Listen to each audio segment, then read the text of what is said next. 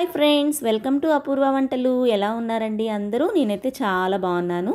మీరందరూ కూడా చాలా బాగున్నారని ఆశిస్తూ ఈ డిఫరెంట్ రెసిపీతో మీ ముందుకు వచ్చేసాను. ఇంటికి చుట్టాలు వచ్చినప్పుడు ఇడ్లీ రేకులు కడగాల్సిన అవసరం లేకుండా, మళ్ళీ ఇడ్లీలు వాయిలు వేయాల్సిన అవసరం లేకుండా డిఫరెంట్ షేప్తో కలర్ఫుల్ ఇడ్లీలు వాళ్ళకి సర్వ్ చేసి వాళ్ళ మెప్పుని పొందవచ్చు. మన పనిని కూడా తగ్గించవచ్చు. ఎలాగంటే ముందు రోజు నైటే ఇడ్లీ పిండి పట్టేశాను. దాన్ని అలా రాత్రంతా వదిలేస్తే చక్కగా పులుస్తుందండి. పులియటం వల్ల మనకి గుడ్ బ్యాక్టీరియా డెవలప్ అయ్యి పొట్టలో డైజెషన్ అనేది చాలా బాగుంటుంది. ఇలా పులిసిన పిండితో చేసిన ఇడ్లీలు, దోశలు చాలా హెల్దీ కూడా. ఇంకా ఈ కలర్ఫుల్ ఇడ్లీల కోసం పెద్ద క్యారెట్ తీసుకున్నాను. దాన్ని అయితే చక్కగా తొక్క తీసేసి తురుము పట్టేసుకొని ఒక గిన్నెలో యాడ్ చేసేసుకున్నాను. ఆ క్యారెట్ తురుముకి తగ్గట్టుగా ఇడ్లీ పిండి వేసుకున్నానండి. చక్కగా కలిపేసుకున్నాను. ఎప్పుడైనా ఇడ్లీ బ్యాటర్లో సాల్ట్ అనేది చాలా తక్కువ వేసుకోండి. అప్పుడు చట్నీలో మనం ఎక్కువ తక్కువ వేసినా కూడా సరిపోతుంది. కాబట్టి నేనైతే ఒక 1/2 టేబుల్ స్పూన్ సాల్ట్ మాత్రమే యాడ్ చేశాను. అంతా కలిసేటట్టు బాగా మిక్స్ చేసేసుకున్నాను. ఈ ఇడ్లీలు అయితే చాలా ఈజీ అండి వేసుకోవటం. ఒక్కసారే వేస్తాము. ఒక పాన్ తీసుకోండి వెడల్పాటిది. దాంట్లో బేస్గా ఒక చిన్న స్టీల్ ప్లేట్ పెట్టుకున్నాను. వాటర్ యాడ్ చేసేసుకుంటున్నాను. ఈ నీళ్లు కొంచెం ఉడుకు పట్టాలి కదా మనం ఇడ్లీ వేయాలంటే. నీళ్లు ఉడుకు పట్టే లోపల ఒక పళ్ళెం తీసుకున్నాను. ఆ పళ్ళెం కూడా మనం తీసుకున్న పాన్లో సరిపోయేటట్టుగా చూసుకొని తీసుకోవాలి. ఆ పళ్ళానికి చక్కగా నెయ్యి అప్లై చేసుకుంటున్నాను. నెయ్యి లేకపోతే నూనె అయినా బ్రష్తో కానీ చేతితో కానీ చుట్టుపక్కల మధ్యలో మొత్తం అప్లై చేసేసుకోవాలి.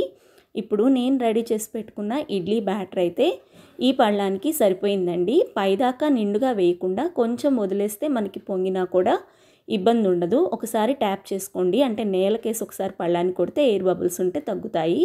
ఇప్పుడు రెడీ చేసి పెట్టుకున్న పాన్లో ఈ పళ్ళాన్ని పెట్టేసి మూత పెట్టి ఒక 15 మినిట్స్ ఉడికించేసుకుంటే మనకి ఇడ్లీ రెడీ అవుతుంది. ఈ లోపల చట్నీ కోసం బాండీలో 1 టీ స్పూన్ ఆయిల్ వేసుకొని 1 కప్పు పల్లీలు వేసుకున్నాను.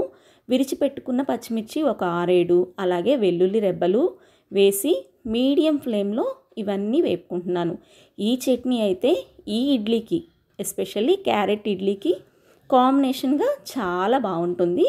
ఇవన్నీ మీడియం ఫ్లేమ్లో వేగినాక చింతపండు, అలాగే కరివేపాకు, ఇంకా కొంచెం జీలకర్ర స్టవ్ ఆఫ్ చేసేసుకొని వేసుకుంటే మనకు ఆ సెగకే అవన్నీ మగ్గిపోతాయి. ఇంకా జీలకర్ర స్మెల్, కరివేపాకు స్మెల్ బాగా వస్తుంది. ఒక అరచిప్ప పచ్చి కొబ్బరి తురుముకొని మిక్సీ జార్లో తీసుకొని అవి కూడా యాడ్ చేసి చట్నీ పట్టుకున్నాను. చట్నీ కన్సిస్టెన్సీ ఇలా ఉంటుంది. ఇడ్లీలు ఉడికినాయా అని చూసి చెయ్యి తడి చేసుకొని చూస్తే మనకి అంటుకోకపోతే ఇడ్లీలు ఉడికినట్టేనండి. అలా తెలియని వాళ్ళు చాక్ తీసుకొని జస్ట్ అలాగా గుచ్చి చూసిన చాక్కి అంటుకున్న ఈ ఇడ్లీ అనేది రెడీ అయిపోతుంది. చూడండి, చాక్ అసలు అంటుకోలేదు. ఇడ్లీ చుట్టూ కూడా లూజ్ చేసుకున్న పళ్ళెం చుట్టూ స్పూన్ తోటి, తర్వాత ఒక పళ్ళెం తీసుకొని ఆ పళ్ళెంలో ఈ పళ్ళాన్ని బోర్లించి జస్ట్ ఊరికే టచ్ చేస్తేనే ఊడొచ్చేసింది. కేక్ మాదిరి ఉందండి. కేక్ కట్ చేసుకున్నట్టే కట్ చేసేసుకోవటం. చక్కగా ట్రయాంగిల్ షేప్లో కలర్ఫుల్గా ఇడ్లీలు సిద్ధమైపోతాయి. కలర్ఫుల్గానే కాదండి, చాలా టేస్టీగా ఉంటాయి.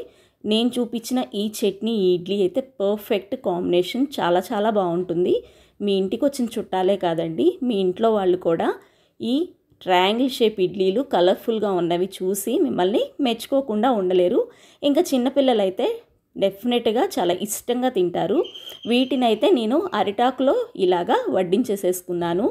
అరిటాకులో మనకి వడ్డించుకోవటం వల్ల చక్కగా డైజెషన్ ఇష్యూస్ ఏమన్నా ఉన్నా కూడా తగ్గుతాయండి. ఎలా అనిపించింది రెసిపీ? నచ్చిందా? లైక్ చేయండి. మీరు కూడా ట్రై చేసి మీకు ఎలా వచ్చిందో నాకు కామెంట్ బాక్స్లో డెఫినెట్గా తెలియచేయండి. అలాగే ఫస్ట్ టైం మన వీడియోస్ చూస్తుంటే సబ్స్క్రైబ్ చేసుకోండి. ఇలాంటి మంచి రెసిపీస్ కోసం మీ ఫ్రెండ్స్కి, ఫ్యామిలీకి కూడా షేర్ చేయండి. ఇంకొక మంచి రెసిపీతో మీ ముందుంటాను. బాయ్ అండి. Take care.